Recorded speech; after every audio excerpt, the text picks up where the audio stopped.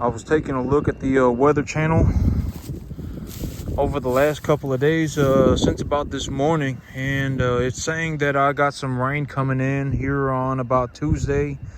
It says on about Tuesday, Wednesday, Thursday, I got about a 50% chance of it raining starting on Tuesday night. So Tuesday night, I got a 50% chance of it raining. Wednesday, I got a 50% chance of it raining in the morning and in the evening. And on Thursday, I got a 50% chance of it raining again on the morning. And so on this Monday, I'm gonna keep my eyes on the weather channel, and on Saturday, I'll probably go and get myself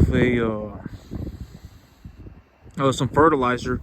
But if you take a look at this grass, you take a look at this right here, you see this, well, first of all, it could be from the cold, but it's probably not from the cold. You see how this grass is turning red, right? It's turning red, and this is a indicator that the ground is very deficient in phosphorus. It is probably turning red, and if you want to take a look at it, this is actually a better way to look at it. And if you take a look at this, you can see that the blades of grass have a lot of red in them. There's a lot of red, and I've always said that in terms of a phosphorus deficiency, the plants turn blue first, and then after they turn blue, then they turn red. But this grass is not exactly a good grass. This is not exactly a good indicator of plant health. Actually, because right now, and so if I, this grass, it's already gone to seed. And if you take a look at it, it's already gone to seed. It's already developed these seed heads. And this grass, I've talked about grass, but grass, the way that it grows is that it grows, and then it puts on seed heads. And then after it puts on the seed, the plant will actually die.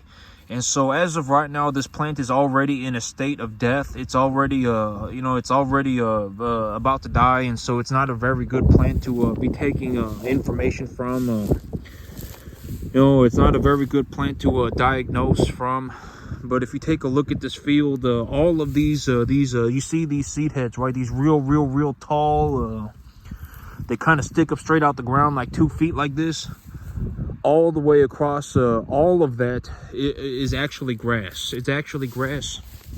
This is a grass that's gone to seed, and you can see it. You can see that the grass, and so I would say that I actually have about if y'all want to see it, all of this right here. You see this? Granted that I got some, spots in here where it's still, I got some what I call twig weeds, right?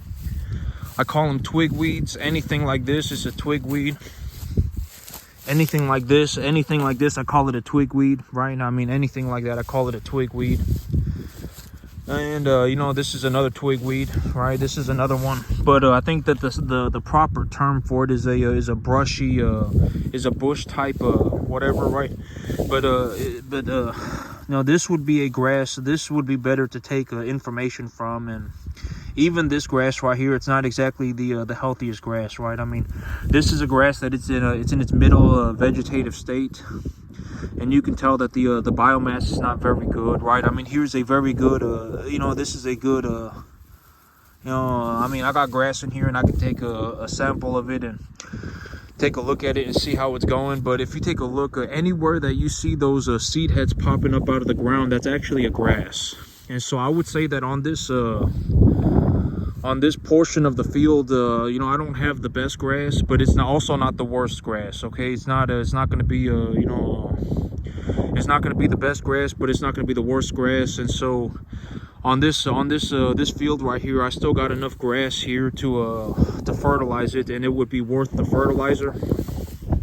And so on this 20 acres over here or so, I would say it's about 20 acres, I'm gonna have to plan for about fertilizing maybe about 15 acres. I'm gonna have to budget for fertilizing about 15 acres. And if I fertilize 15 acres and I grow grass real good on it, I'll be able to run 10-20 cattle on it, no problem. And so I'm gonna go ahead and do that. And then you can see I got some grass coming in. This is good grass. The cattle will eat this. Is it gonna be the best grass? No, but it's also not gonna be the worst grass. And so it'll give me something to start off on. It'll give me something to start on. And I think that when I take a look at it for what it is, here on about Saturday,